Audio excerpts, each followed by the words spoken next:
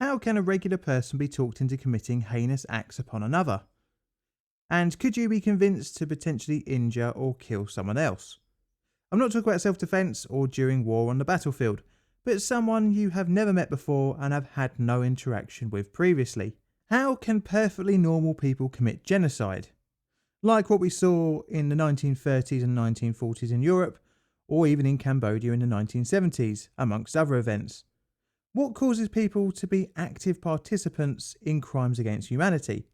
If we take Germany in the 1930s as an example, what caused a large part of a modern country to be willing in crimes against people that have been their neighbours and community members for years?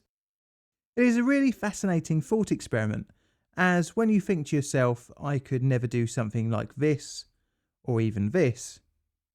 But what would it actually take for you to pull a trigger, push a button, or pull a lever? Well, this is where a psychologist set out to see what would be the minimum amount of suggestion for a regular person to administer a potentially deadly electric shock to someone they have never met before. The simple but effective study would be known by the inventor's name, the Milgram experiment. The actual experiment would not result in any physical pain, but extreme stress and inflicted insight to the participants. And this would create controversy with the study. As such, I'm going to rate it here 5 on my ethics scale. This is mainly due to it being a fascinating dive into our hardwired ability to obey an authority figure, even to the point of murder. Welcome to the dark side of science.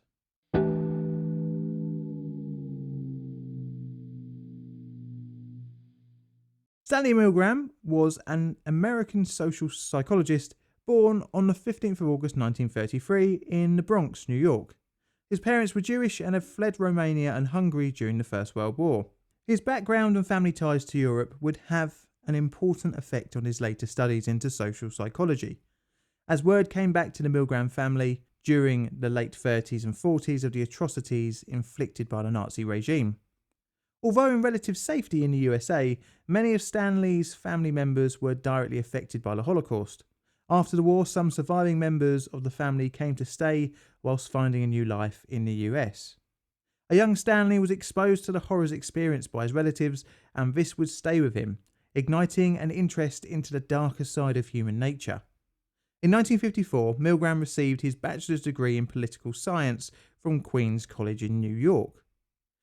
Initial applications to Harvard for a psychology master's were rejected, but was eventually admitted.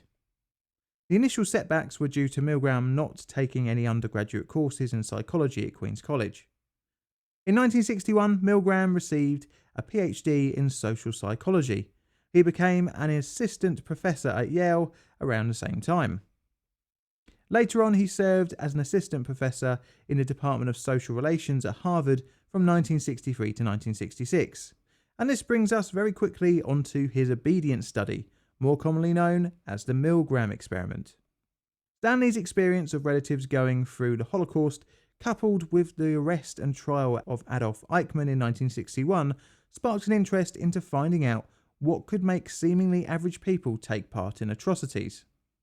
Eichmann organised the logistics of the deportation of Jews during the Holocaust. He made deportation plans down to the last detail. Working with other German agencies, he also determined how the property of deported Jews would be seized. What was interesting about the trial was that he claimed he had not dictated policy, but only carried it out, and that he was merely a cog in the machinery of destruction. Essentially, the "I was only following orders" defence. This highlights the question, that is following an order enough to convince someone to do something so heinous? Milgram would later say in 1974, when explaining the experiment, could it be that Eichmann and his million accomplices in the Holocaust were just following orders? Could we call them all accomplices? The experiment was pretty simple and would make use of 3 people: the experimenter, who was in charge of the session, the teacher, a volunteer for a single session, and a learner. Both the teacher and learner would arrive for the session together, and they would draw straws as to who would take each role. Participants were sourced via a newspaper ad saying, "We will pay you for 1 hour of your time in a study of memory." The teacher and learner after finding out their rolls were taken into a room where the learner was strapped into what appeared to be an electric chair, and electrode paste was applied to the learner's wrist to prevent blistering and burns. The teacher would hear this being explained and see this happen. The experimenter, who was dressed in a lab coat in order to appear to have more authority, told the participants that restraints was to ensure that the learner would not escape. The teacher was allowed to experience a sample electric shock similar to what the learner would feel. Before beginning the experiment, the volunteers were informed that they would be paid regardless of the outcome, thus removing any financial incentive to any results. The teacher was led into another room where they could not see the learner but could hear them, and the experiment would begin. The teacher was then given a list of word pairs that he was to teach the learner. The teacher would then read the first word of each pair and read 4 possible answers. The learner would press a button to show his answer. If incorrect, the teacher was meant to administer a shock to the learner. If correct, the teacher would read the next pair of words. Each subsequent incorrect answer would mean the teacher had to increase the voltage in 15-volt increments. They were also instructed to announce the voltage before shocking the learner. Pretty cruel, you might think, but there was only one actual volunteer in each test, the teacher, who, unbeknownst to them, was the real test subject. You see, the learner was actually a stooge and wasn't receiving an electrical shock, and the chance drawing of straws to find out who would do either role was actually fixed, meaning the teacher would always be the teacher. Also, probably not surprising, the experimenter was also in on it. This meant that the whole experience of the teacher was controlled from the authority of the experimenter to the reaction of the learner. To ramp things up in later versions of the study, the learner would also shout out in pain when the voltage got too high.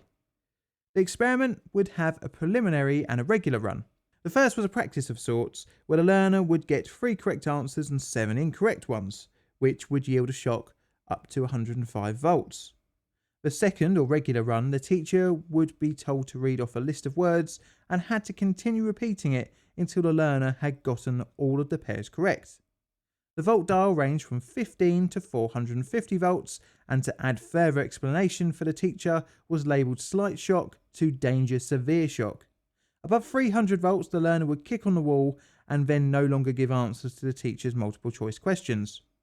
If the teacher showed any hesitation, the experimenter was able to give 1 of 4 prodding responses in sequence. The first was "please continue" or "please go on," followed by "the experiment requires that you to continue," and then "it is absolutely essential that you continue," and finally "you have no other choice, you must go on." The experimenter could only progress to the next prod if the teacher refused. If all 4 responses were reached, then the experiment would end. If not, it would continue all the way up to 450 volts. If the teacher asked any specific questions, the experimenter could reply. For example, "will the shock leave any permanent damage?" The experimenter could then reply with, "although shocks can be extremely painful, they cause no permanent damage." After the experiment, an interview would be undertaken, and the question, "how painful do you think the last few shocks you administered were?" The teachers were instructed to indicate their answer on a scale between 1 to 14, after which the teacher was reintroduced to the learner and the experiment was fully explained. The experiments began in July 1961 at Yale University, and 40 subjects would volunteer through this newspaper advert. And the results would surprise all predictions. The 40 men were from a cross-section in society from various different age and career groups, ranging from 20 to 50. During the experiment, most test subjects showed signs of severe distress when administering the electric shock. They were observed sweating, trembling, stuttering, biting their lips, groaning, and digging their fingernails into their own skin.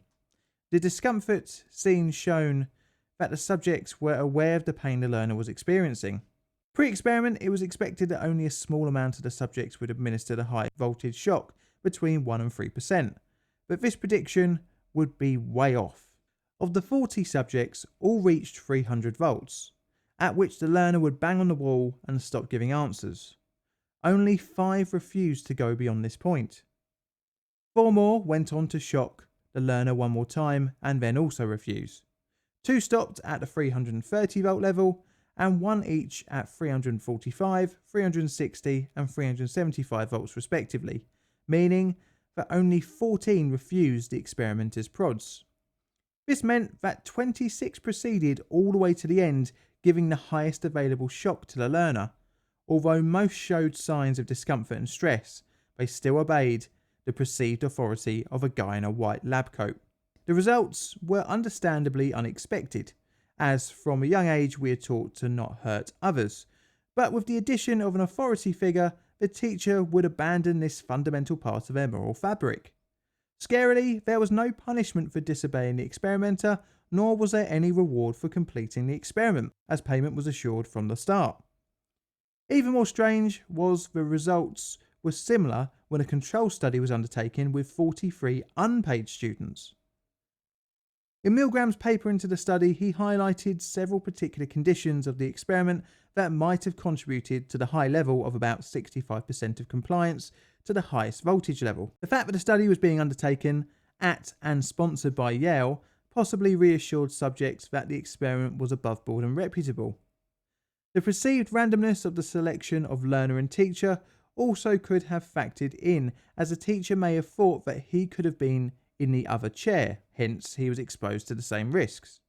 The subject may have also have thought that as he had volunteered, that he was obligated to help the experimenter, and to the same extent that the learner had also submitted to the authority of the experiment. The subjects were also reassured that although painful, the shocks were not deadly, and that compliance was built through to shock level 20 when the learner would no longer reply.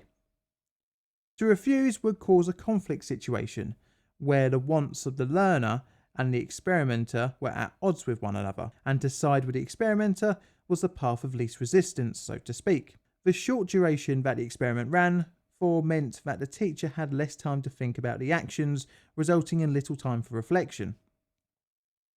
Milgram would repeat the experiment in several variations to see if any of the conditions changed would yield different results.